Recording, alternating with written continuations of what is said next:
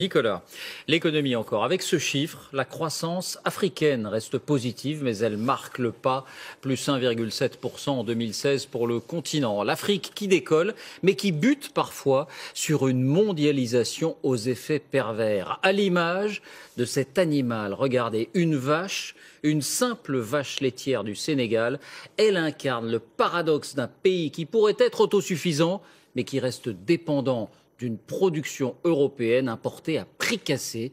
Enquête, Marc de Chalvron, Antoine Husser, Sylvain Barral. De vastes étendues pour faire courir des troupeaux de vaches à foison. Un peuple d'éleveurs sénégalais au nombre de 200 000 et un goût prononcé pour le lait. Et pourtant, à Dakar, la capitale du pays, on ne le consomme qu'en poudre ou presque, produit à l'étranger.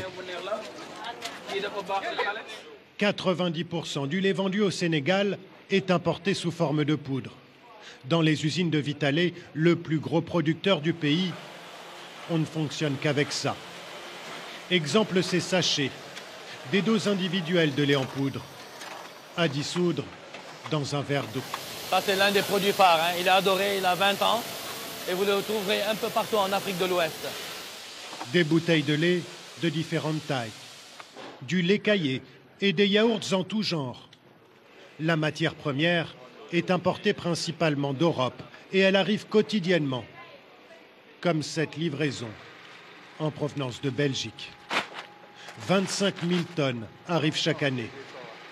Pas de lait sénégalais dans cette usine.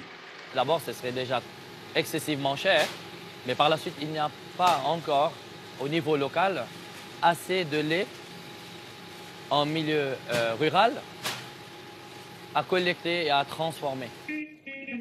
Et pourtant, les vaches sont bien là. 3 millions de bovins au Sénégal, autant qu'en France par nombre d'habitants, principalement concentrés dans les régions Peuls du nord du pays. Un homme s'est mis en tête d'exploiter ce potentiel, Bagoré Batili, vétérinaire de formation. Il y a 10 ans, il est parti à la rencontre de ces éleveurs nomades, plutôt sceptiques au début, pas habitués à produire du lait. Ici, on est à peu près à 20 km de la ville, Richard Toll. Et le lait, quand on a ici, à qui tu vas le vendre? Les éleveurs qui sont autour, enfin, les gens qui sont autour sont tous des éleveurs, ils ont tous des vaches. Tu ne vas pas le vendre ici. Il faut faire 20 km pour le vendre. Ce n'est pas possible. En charrette, c'est pas possible. Il a donc fallu bâtir toute une filière, en commençant par changer les habitudes, ériger des enclos, acheter du fourrage. Et puis, ouais, ici, c'est vraiment une petite étable, quoi. Salam alaikum. On est encore loin du rendement des vaches normandes, mais en 10 ans, cet éleveur est tout de même passé de 1,5 litre à 64 litres par jour. Je pratique l'élevage moderne maintenant. Je ne veux plus forcément d'un grand troupeau, je préfère avoir des vaches laitières qui produisent beaucoup. 2 fois par jour, le collecteur de la laiterie passe récupérer le produit de la ferme. Avec son tricycle motorisé, il fait la tournée des villages. La laiterie du Berger travaille aujourd'hui avec 800 éleveurs dans un rayon de 30 km autour de la ville de Richard Toll, là où se trouve l'usine. En 10 années, la laiterie du Berger est devenue le 2e producteur de yaourt au Sénégal. Problème, l'entreprise a beaucoup de mal à être rentable. La mise en place d'une filière coûte extrêmement cher, et ce d'autant plus que la fiscalité sénégalaise ne lui est pas du tout favorable, selon Bagoré Batili.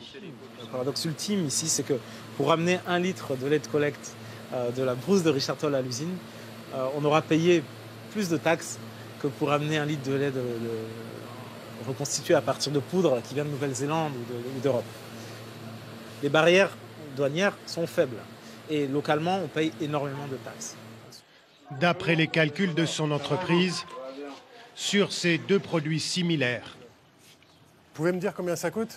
l'État sénégalais prélève 3 fois plus d'argent sur celui qui est fabriqué avec du lait local, taxé à 26% contre 8% seulement pour le lait importé. C'est tout le défi pour l'État sénégalais qui, d'un côté, affiche sa volonté de soutenir ses éleveurs, mais qui, de l'autre, ne peut se permettre de trop taxer le lait importé sans prendre le risque d'augmenter le prix d'un bien essentiel à la population. Difficile dans ces conditions de faire émerger une filière locale du lait.